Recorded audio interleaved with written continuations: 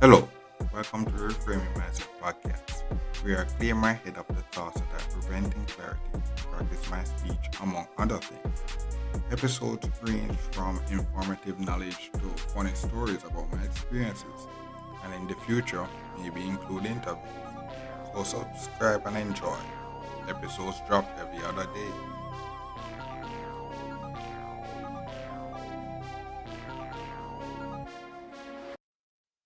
Okay, now welcome back to Reframe Mindset Podcast. My name is Content Brooks. I know this episode we're going to talk about, time management. Because if you listen to the last episode and you understand, the trials and tribulation I'm going into this 9 to 5 journey, one of the next thing that I have to really get better at is time management, how to really maximize my time. And, I've been working on it. And what happened is that every time I reach a new level, it's not that I'm getting worse. It's just that the workload is getting a lot.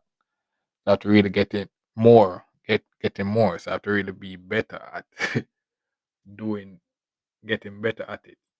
So one thing that I realized that there's still more, there always room to improve.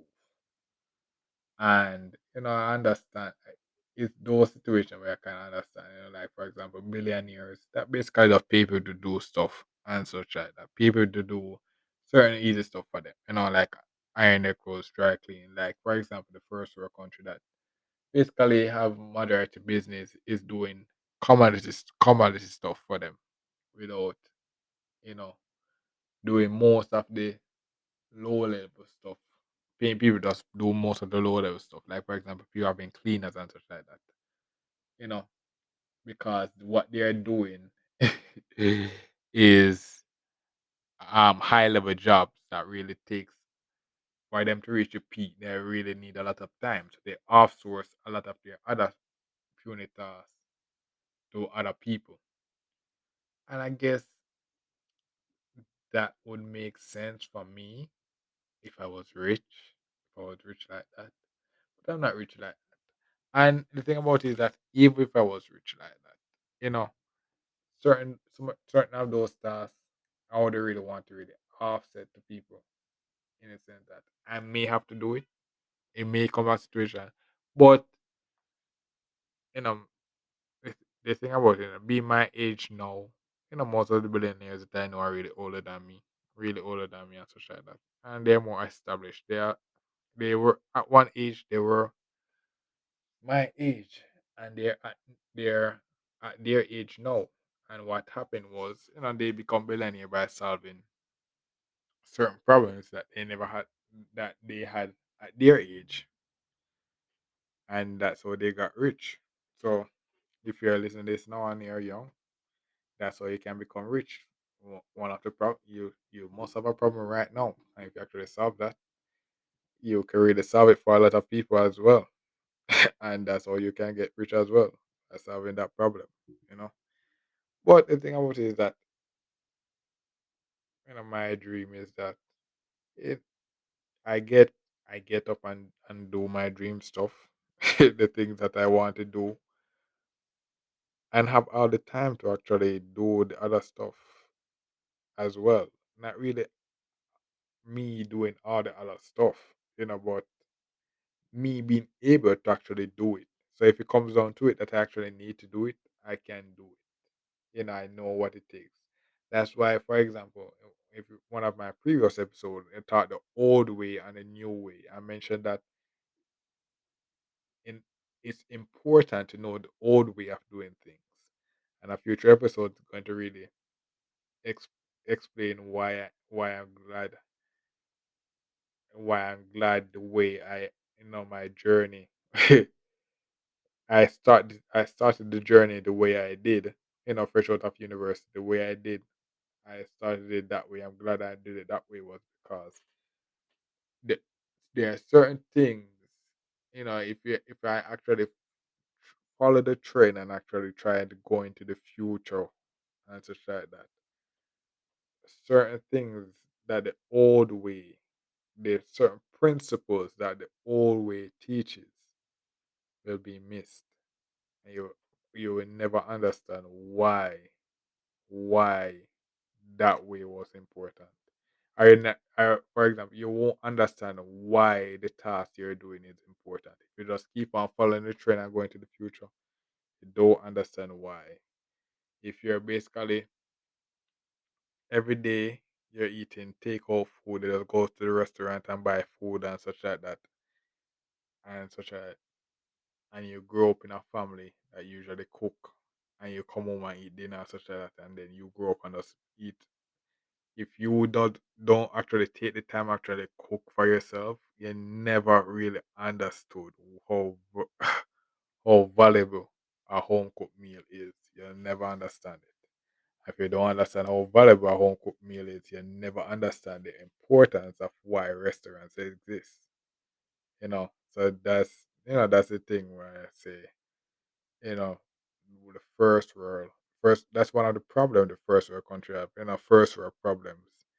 They're so into the future that they don't really have, and their lifestyle is so fast because the 95 that I'm in now, we are learning about, because that's mostly where we're actually dealing with. We're doing it with first world countries and such like that, and we learn about their lifestyle.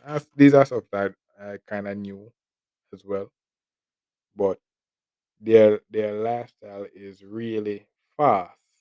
So most of the simple jobs they really have to offset to people and such like that. That's why the- my job, my job, what I do is that they have a product, and when they have a problem, they call us and they solve it, and we help them to solve their problems. You know, so that's and when we call them and when they call us, they want their problem to be solved quick, because the jobs that they're doing, they makes a lot of money, and they have a lot of other stuff to do. They take care of their pets, they take care of their family, take care of all kind of stuff, take care of all kind of stuff. So their lifestyle is fast, really fast, and if the one of the problems is that they don't have the time to really understand the value of the things that they are doing. They don't really understand the value. They don't really have time to really feel the value of it. Like, for example, having children and such like that. The first world countries, they don't really they the stereotypical picket fence, two children in household and such like that. That are usually the American dream. It's the modern people don't really have don't really have the ability. The modern Americans don't really have the ability, most of them, to actually enjoy that American dream that usually that that made America the number one thing back in the days. But you and I, the listener, have the chance to actually, I guess, not really live that American dream. But live your dream. Have the chance to live your dream. And if you're going to live your dream, one of the things that I learned that I already knew, but I guess you have to learn is that you really have to understand the value of the simplest things. You really have to understand the value of the simplest things in the scarcest form, in the scarcity form, to really value it in abundance. For example, money. I'm going to this job, and it's not, if you really compare it to other high paying jobs, not really that much. As in many people will say it's not much, because what happens is that they view they view money in abundance. They view money in abundance, and then they don't really understand the value of the money. They don't understand why the money is important. They don't understand why they're working for the money. They just know that, okay, I just need to work for a lot of money and such like that. They don't understand why money exists in the first place. Why are you working for it? Answer that. When you take the time to actually sit down, that's one of the things, going through school and learning science and such like that. That was one of the valuable things in the learning in the school thing that was valuable. You learn about why those things that you're learning is important. But in school back then, you never really understood why. But if you reach far enough, you live long enough, you understand why those concepts are important. And then not only that, you can maybe turn those concepts into reality, so that other people going to school can really see the value. Because, for example, most people, they had this meme, they will say, okay, I don't see me you ever using algebra in real life. And I guess, yes, I guess, yes, most people will never use algebra in real life. But if the maths people really take the time to actually understand what is algebra and what is it be- and what it could do, they could actually turn something from vision into reality in the real world, so real people can see, oh, that's what algebra can do. So that, when they have kids and such like that, they really can say, okay, yo, this is what algebra can do. So when you learn it, you see the value of it. So that's reaching this far.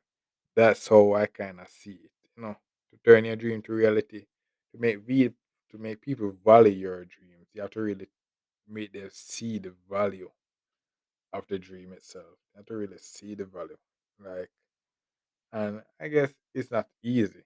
It's not easy, but it starts from you.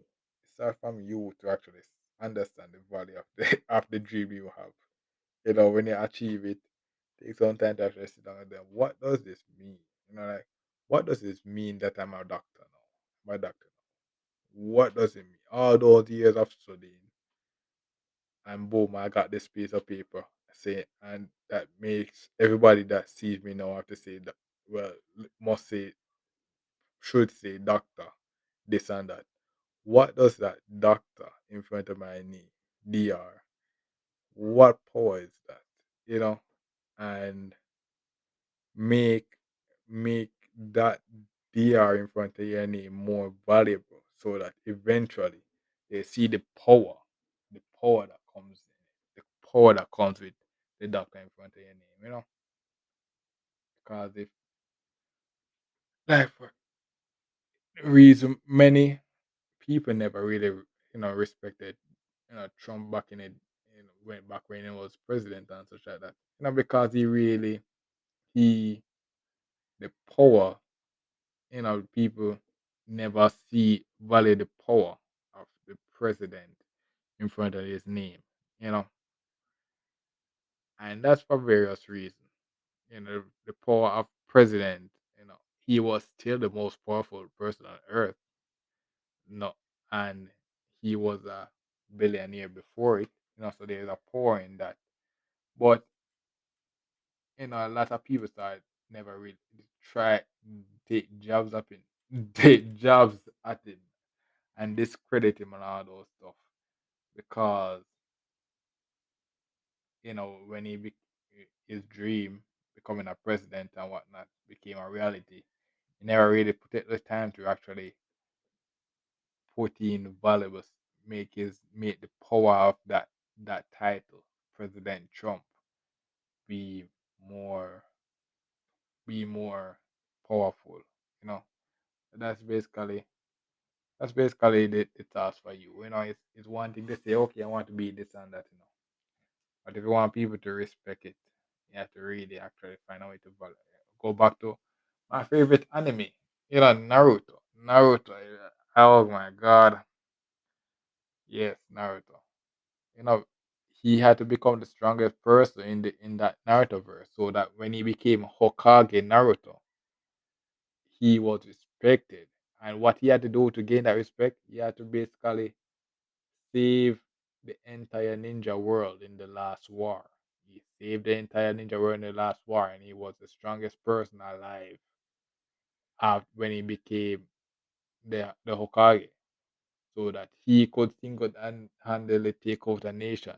That's that's literally the power of what being a president, in America is.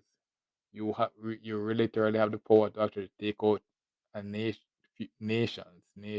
That's the power of what a president is. In a pandemic, you have the power to actually save millions of lives, while at the same time you have this power to destroy millions of lives. That's what the power of being a president of the United States is. That's the power. That's so that's basically rambling about that. The topic was time management.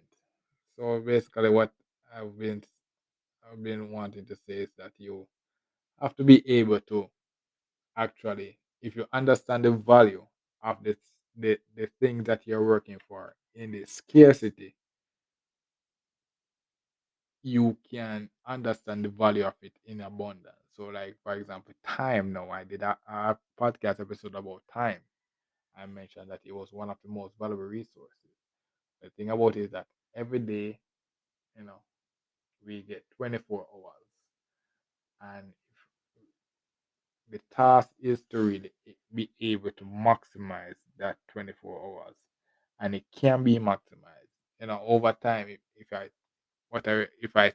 I take the time to actually understand the things that I need to do, and if I wake up in the morning and is able to do some of those tasks in like 10 minutes, that's legit 23 hours and 50 minutes I have left to do a lot of other tasks. And if I'm able to turn that into a habit where every day I'm able to wake up and just complete those tasks in 10 minutes, boom, every day I have 23 hours. And what happens is that if over time now certain tasks will just fade away, in that certain tasks I would never won't need to do them again because the full task is completed. So I just okay, I say boom. Um I don't have to think about that again. Future days after that, I have more time on my hand to actually do stuff. So I said, as I get new level, new, as I reach new level, new possibility of things happen that I want to, that I can do is now opening to me. I can, the things I used to dream about doing, I can actually do it. But what happens is that now my time is less because, for example, in this 9 to 5 thing, I'm working 8 hours a day now, and such like that. So I've been able to actually know how to maximize my time so that when I'm off work, I could actually enjoy those stuff. And why not throwing away my dreams and not focusing on it, and then stuck in the 9 to 5 cycle. To say, okay, yes, my dream is still important as well. So I have to find out how to balance the work, my working on the dream stuff that I see that I could achieve, and then maybe incorporate other stuff as well. Which to me, I don't really need to incorporate those stuff, but just having the ability to do it if it needs to, I could do it. So that's basically what time management is. What I can tell you is that every level you go up, the workload will be harder. And the thing about it is that 24 hours won't change. You still have that 24 hours. And what you have to do with us, you have to get better at doing no matter which certain tasks, no matter how high you climb, those same tasks will still be there. So what I can tell you is that you have to be able to refine doing those tasks so that every time I reach every time I reach a new level, you have to refine the way how you do that same task. Like for example, cooking. Each level I go, the way I do cooking changes, changes, and I have to adapt. It's that yeah, I have to just adapt and just basically just boom. Say, okay, this is what I have to do now. Like for example, some nights I may have to actually just buy food, you know. But some nights I may have to buy food. Or let me tell you. So in university, I never like cooking. Never like cooking. So what happened is that when I get money, I will just buy groceries and such like this and put them in the fridge. But rest of the money, I will just buy food. Every day I come home and buy food. I will never start cooking until like the money is low. And then I will start cooking and such like that. And that was then in university when I usually just get money. I could just call money and such like that. No, I'm the paycheck coming at a certain time and it's not a lot. So I have to really maximize it. I have to really maximize it. So no, what happened is that I know how to cook a lot of dishes now. The pandemic really get me, give me time to actually learn how to cook a lot of stuff. And then now, what happened is that I have limited time. So when I come home, I can't really just do all those do those long shiftings that I usually do. So, but what happened is that those various recipe, I know things that takes a short time to make, and I know things that make takes a long time to make. So I'm better able to say, okay, during the week I'll just cook this, and on the weekend I'll cook this. I'm better able to do that. So it just need to just get the income which I am getting now, being an employee. To actually can say, okay, I just buy this, and then can just I can just buy this, and then I cook this during the week, and then during the weekend I can do this. That's a reality now, and that's me just maximizing the time and not sacrificing the nutrition because I know I can, I know the nutrition value of the things that I cook as well. While also some days I can say, okay, I just buy food this night, spend the money to just buy food instead of me coming home and cook. And then what happens is that me buying the food, I have a lot of time when I come home and just eat, and then I have most of the hours left that I will spend cooking, you know, maximizing the time while also helping people and such like that. And I giving so time management is not is it gets more complex each level, and it gets more. I don't really want to make another episode say time management too. I don't really want to make that, but maybe one day I'll have to elaborate more on time management. The thing about it is that as I progress, things are getting more real and realer. So the short explanation and simple explanation that I usually do, I may have to actually start elaborate now because I'm becoming that age now that people will start look up to me and say, "Oh, I need your wisdom and such like that." So I have to really take my time to actually explain this concept. Yeah, hmm but I guess I have 7 minutes left on this recording. Now I'll try to elaborate, try to see if I can get the real message. So where I'm at now, and I said we all have 24 hours. Time management you really want to maximize so that you want to get your full sleep, 8 hours of sleep. You want to get your full 8 hours of sleep as close to that as possible so that you wake up refreshed. And then you want to maximize that wake hours so that you get the tasks that you want to do done while having time to actually be able to do things that you want to do. So you want to maximize the time so you're able to do things that you don't want to do quickly so that you have time to do things that you so do things that you need to do quickly so that you can do things that you want to do. So you have more time to have those things that you want to do. Certain things you can't really just say you can do quickly. Like for example, this 9 to 5 job. It's 8 hours regardless of what I do or not do. It's 8 hours. So that 8 hours is constant um in my days now. Those 8 hours are constant in my days now. And I have to just basically restructure my day to actually allow me to do those stuff. Like for this podcast. And what I started to do is just record multiple episodes on the weekend now. That's a switch. And how I'm able to do that is that I freed up a lot of my tasks, so my weekend is kind of more freer. you know, are more freer to actually do that. And what I have now, I have more I have multiple topics that I can talk about. So I just during the week, I just write down the topics that they come to my head, and just say, okay, the weekend I just record like 3 episodes because I drop episodes every other day. So I record 3 episodes, and that give me enough content for the week, you know, so that you will have something to listen to. And if you're listening to podcast this episode, you realize I say a lot, which I should not say a lot. If I want to be an excellent communicator, I have to say less.